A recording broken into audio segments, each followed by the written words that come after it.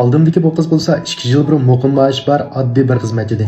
Amdilikda 500 ming fond ortiq ko'lamdagi cho'ng do'koni bor bo'lgan to'ygirim xonishiga aylandi. Men buningdan qiziqib 2 yil ichida qanday qilib buncha tez taraqqiy qilganligini so'radim.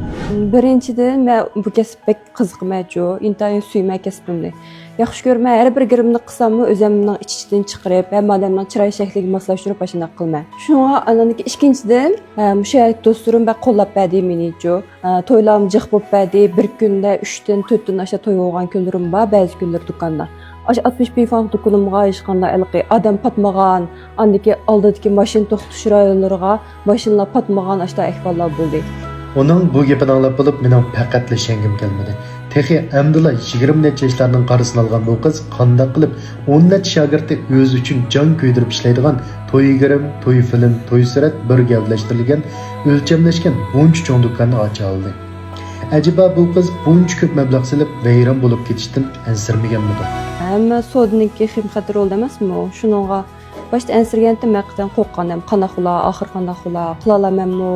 Shu ilqi jiqqarim xalla davbi bo'lib ketgan ishlarım jiq emasmi? Shuningga ashta bo'lib qolarmi deb ensirgandim, ensirash bo'lgan. Lekin endi o'zim mush kasbga haqiqatda ishtiyoq bog'laganligim uchun, qiziqqanligim uchun ishchimdan. Shu bir qipaqaychu endi boshlagan ekan deb shu qilgandim.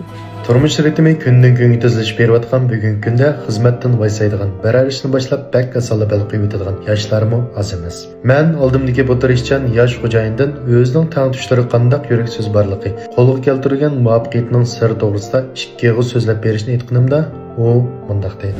O'zingizning g'oyanglar bo'lib qolib qolsa, ash g'oyanglar uchun tirishinglar, ergiz bal qo'yib o'tmanglar osonlikcha.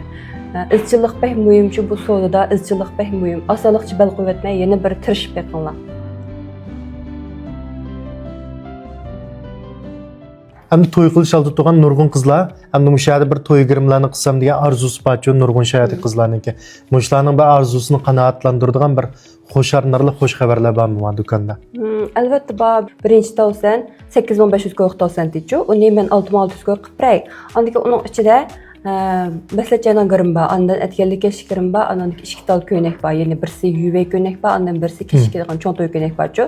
Andan toy suret var, toy film var. Andan 8 tal beni altan kızın gırımba, andan bir tal koldaş kızın kim var, velifus var. Andan xayba soğat kılımız, andan mayalki cecin diyeni soğat kılımız, tempitatis birimiz, andan hiliotis birimiz yani. Mushlarning hammasi 6600 köy. 6600 koy. Nayt jiq şagirdlarınız var. Şagird aldığı işlem var mı?